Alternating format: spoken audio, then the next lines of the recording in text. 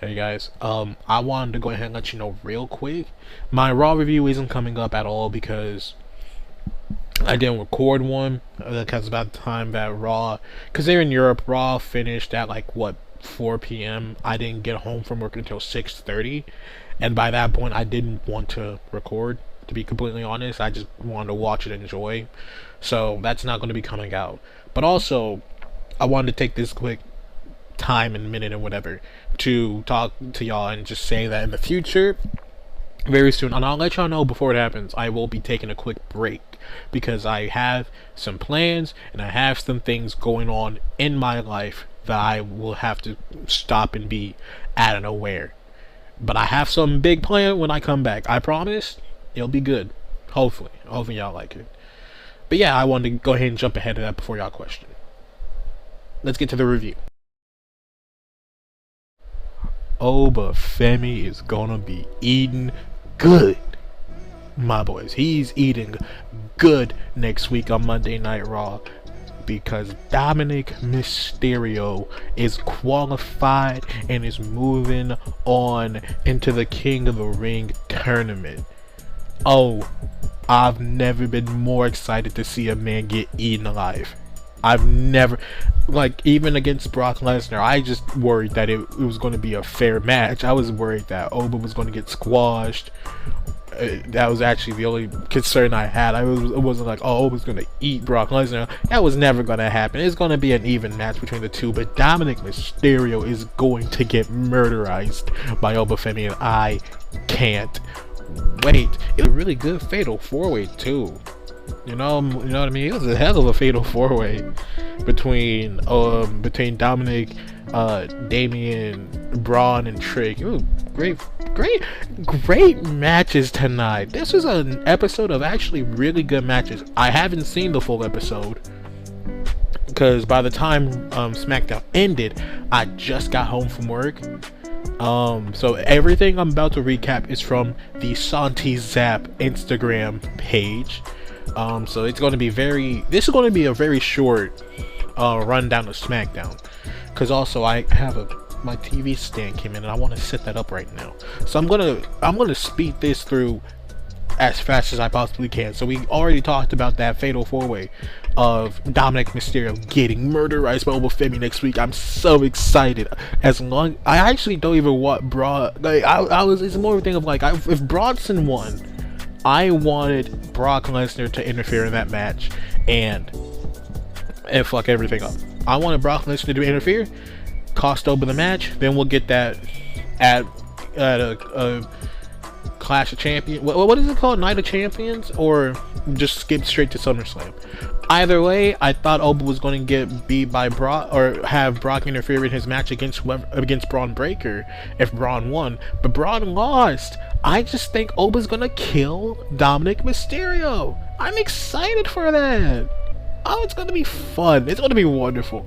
Anyways, yeah, so everything I'm going to recap is from the Instagram page. Either I'm missing something or things might be a little jangled. Deal with it, brother. Deal with it. So we opened the show with Gunther talking about how he was screwed out of the title with Cody Rhodes, that the referee is dumb because, hey, I know it, Cody knows it, and the referee knows that if the foot is on or underneath the rope, that the pin is null and void, and I want my rematch. So Cody comes out and is like, I mean, that's fair. So if you want to fight, we can fight now if it means anything. And Sammy comes out and is like, dog, look, pay attention to me, Cody. You see, you've been pushing me aside, worried about the threat for your title, the threat to you, when you should be worried about the threat that's looking right at you. Besides, Cody, you said you was going to teach Gunther and you were going to beat Gunther at Clash in Italy and then teach me a lesson. Well, you beat Gunther at Clash. When you going to teach me that lesson? I like this Sammy. I like this Sammy. This is a cool Sammy. And then they had a 3-way brawl. Each of them having their little blow-ups at Nick Aldis later on, which was actually pretty funny. I enjoyed that. The Miz gets electrocuted by Danhausen. That was kind of funny. I enjoyed that.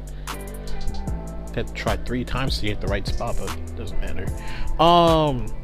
We even got the women's fatal 4-way for the Queen of the Ring title. I'm sorry y'all have to hear this, my ears itch. For the Queen of the Ring, so between Kiana James, Raquel Rodriguez, Bailey, I was about to say Bianca Belair, Bailey, and JC Jade. Dog. What a match. What a match. This is an amazing... Dude, I want to break it down real quick. It's been an amazing week of wrestling. You know what I mean? It's been an amazing week of wrestling so far. Like believe it or not, I mean, well, Noches de las Grandes. Noches de las Grandes. Yes. That was an amazing show. I actually got to watch that while it was happening on YouTube. Great show. Believe it or not, Clash in Italy was a good show wrestling wise. Wrestling wise, the show was great. Monday Night Raw was great from what I recapped. Oh, but Finney's so fucking cool. He's so cool. I saw the thing where he was making his entrance. He beat everybody up and had time to do his pose on beat. He's so cool. But Raw was good. AEW was bonkers good. Like, AEW's already good. I don't know what it was this week. Bonkers good. And tonight, what a night. Kiana James was the MVP of this. MVP of this match was Kiana James. I didn't expect that. Raquel, Bailey, and JC, all 3 of them are good, and I know Kiana is good too. But I feel like Kiana didn't have the star power to me to where I'm just like, yeah, Kiana's in the match. It's gonna be fucking lacing up my boots. It's gonna be a great match. You know what I mean? Like, I know Kiana's good, but I'm never like, fucking Kiana's in the match. I can't wait. But she was the MVP of this match. This is an amazing match, amazing spots, amazing near falls, with Raquel picking up the win. Raquel Rodriguez picking up the win off of Kiana James to move on into the Queen of the Ring tournament. This was a night of unexpectancy. Raw was predictable. Oba and Io, yes, those are the 2 I wanted to win. Here, I thought, Braun Breaker, JC Jane, easy dub. We got 2 unknowns. We had 2 people I didn't even have on my list. Dominic was on my list. Raquel wasn't on my list. The people who should be Queen of the Ring, King and Queen of the Ring. Now I'm intrigued. I'm on the edge of my seat, ready for what they do next. And we finally got the breakup. So I'm sorry, that pause. I'm sorry. My cat just jumped on the arm and it scared me. We finally got the Julia and Kiana James breakup. Julia being the biggest babyface this Italy crowd has ever seen, and I can't wait. I hope this transfer over to the US crowd, because they're still in Europe. They're still in the European countries. The crowds are gonna love Julia. I'm hoping that this kind of moves over into American crowds, because if it does, that'd be wonderful. We got Royce Keys versus Tala Tonga. Fucking Tala Tonga is like slowly rising in stock, dude. Like, it feels like week by week they're putting more stocks into Tala Tonga. I mean, they're also doing it with Royce Keys, but it feels like there's more attention onto Tala now, because he was just the big man of the MFTs when it was all 5 of them. Now 2 of them's gone, and Tama Tonga doesn't really wrestle. Solo is just the leader, so they've been putting all the wrestling weight on the Tala, and he's been showing up, showing out, and selling for everybody. He's looking great. Royce Keys always looks good because he's big and he's strong. It is a little hard for someone to look big and strong and not be good, but it's happened before. Ryback, for example. I've been hearing the name Ryback a lot recently, and I can't get him out of my head. But yeah, Tala picks up the win against Royce Keys with the chokeslam. The hang time on that chokeslam was nice too. Like, he held him up there for a good second, and then just slammed it. It was nice, good hang time. they did the MFTs, well, what's the rest of the MFTs, did a beatdown of Royce Keys, R-Truth coming out to save him before Damien comes in to grab R-Truth and drag him out of the ring. No, you're not helping this traitor, this weird man. I was about to say something else, that would have been out of pocket. This weird man, you're not helping him out. So Damien walks away after that, and the fucking War Raiders of Eric and Ivar come up with the AAA Tag Team Champions like, hey, we have these champions, y'all have those champions. Whenever y'all want to put those champions on the line, just say when.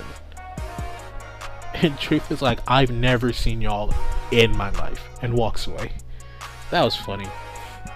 This next segment is kind of nothing to me. It was fine. It was good. Rhea Ripley comes out for the promo saying mommy's on Smackdown in Italy and Charlotte helped me retain this champion. Bow down to the queen. And then Charlotte comes out and it's just like, yeah, I helped you with the title, so I expect when I win Queen of the Ring to have a fair fight for that title again. Alright. And then Tiffany comes out. Wait, what the fuck? What are you doing here? I actually don't even know what Tiffany said. I kind of skipped this part. I'm not gonna lie. I don't care. Probably like, oh, I want that title. Even though I'm the United States champion, I want that title too. So then Jade and the baddies come out and is like, well, I still want my title. I skipped this part too. I didn't care that much. I'll be honest. The promo segments I don't fully care about. I'll try to get what I can get, but I'm never really just like, oh, I need to get everything they say. I don't care. They're just talking nonsense in a way.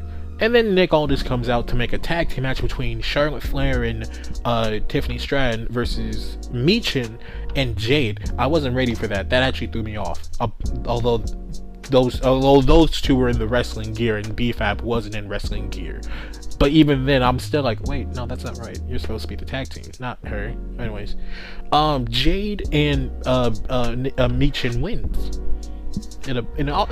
This was the match where I'm like, it was there. It was alright. It was a fine match, but it was alright. JC Jane loses Brie Bella and Paige. I'm not gonna lie, I forgot they were tag team champions.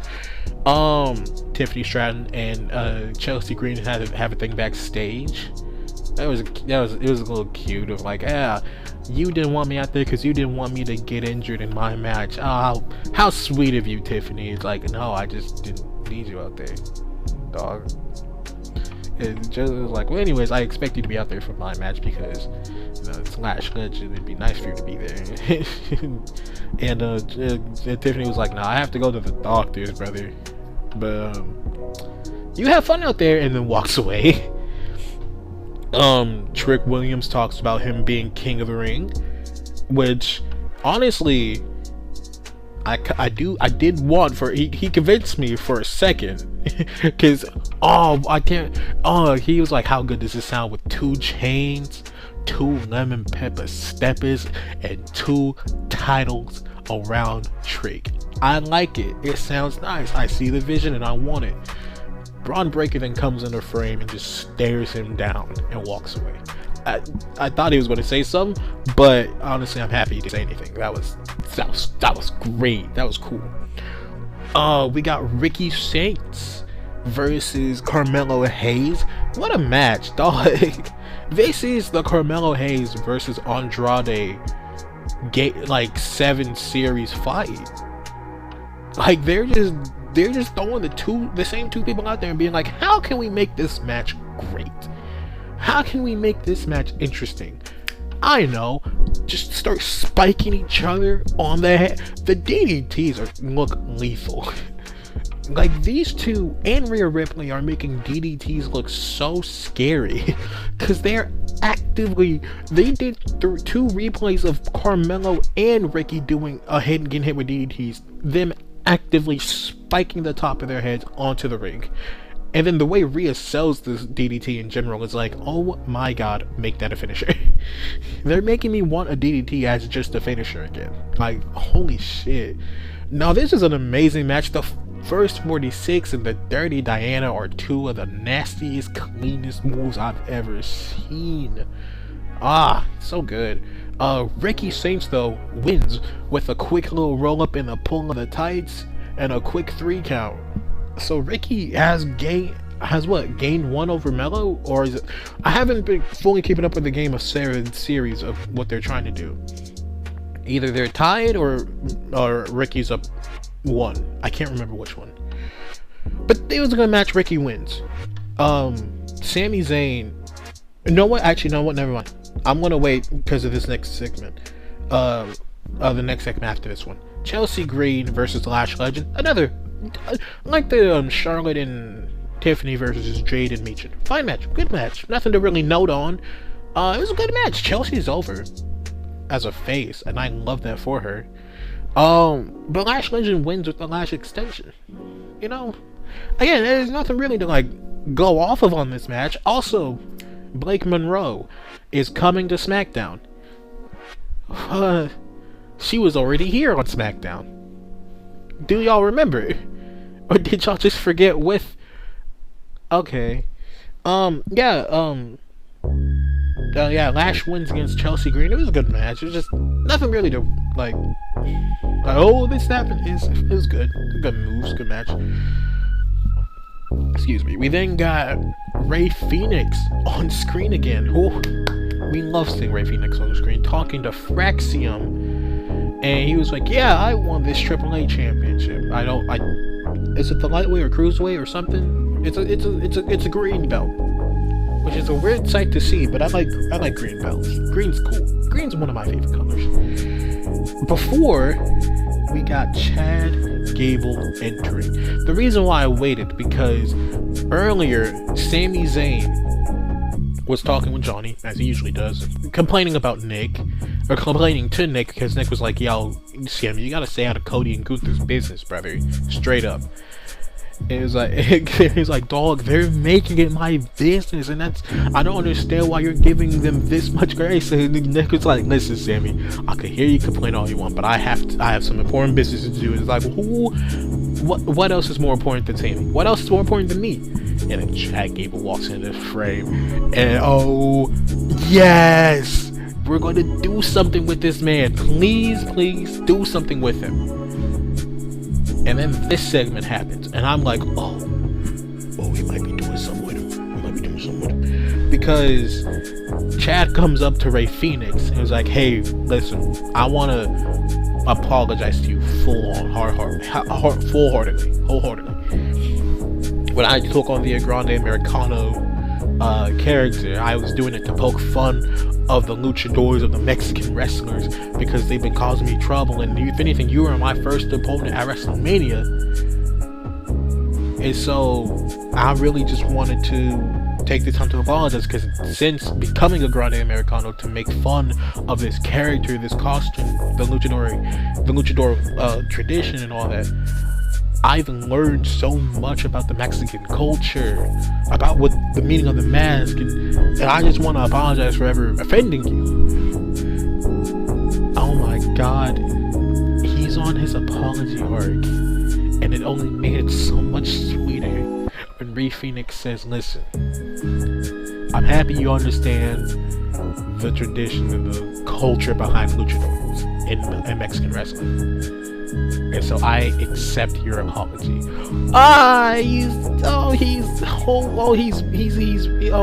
babyface, the biggest babyface I've ever seen. Cody Rhodes, no sir. Sami Zayn, I can't believe it. Jey Uso, I forgot about Jey Uso actually. I forgot he was a face.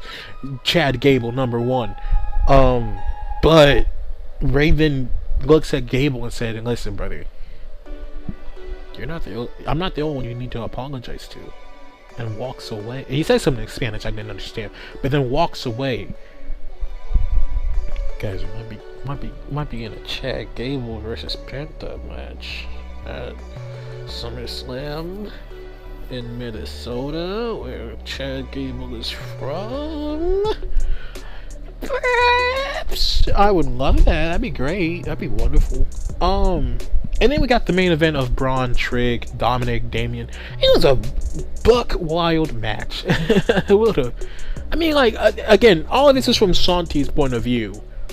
We really just got the ending. But from what I can gather of what happened during the match, oh my god. I really just want to highlight the ending, really, because Braun does his whole, my bad, I hit the mic. Braun does his whole apron clothesline thing through the table to Trick. We then get Judgment Day interference with JD trying to attack Damien, getting south from heaven to hell. And then before getting Dominic, Liv hits a low blow on Damien, 619 from Dom, followed up with the frog splash into the 1-2-3, and Dominic is moving on in the King of the Ring tournament to get killed by Oba. I can't wait. Yeah, fucking honestly, 5 out of 5 show. I'm in a good mood, guys. I'm in a great mood. It's been a wonderful week for wrestling. I'm in a great mood. 5 out of 5 show. I don't care. The great show. What a great time. What a crowd. What a crowd. Anyways, I said I'd make this short. This video is fucking 20 minutes long. I like wrestling, boys. I like wrestling. I like talking about it. Anyways, if you enjoyed the video, make sure you like, you share, you comment, you subscribe, turn on that bell icon so you'll be notified whenever I upload. I didn't get around to doing the Raw one because I was tired as fuck. But I did I watched the highlights. Holy shit, with the highlights. Great night. Great night. I don't know exactly what the next video you'll be seeing from me is, because now that they're in Europe, all the times of them doing the shows are off. And so I don't have the time to watch them live, and by the time I get home I don't fully feel like watching them, but I will. I will. They've already happened, but I'll try my best to watch them and record.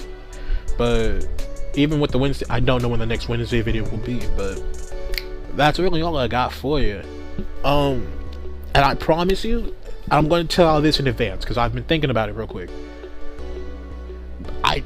There's going to be a small time and a small break in between uploads, but that's because of a thing I'm trying to work on.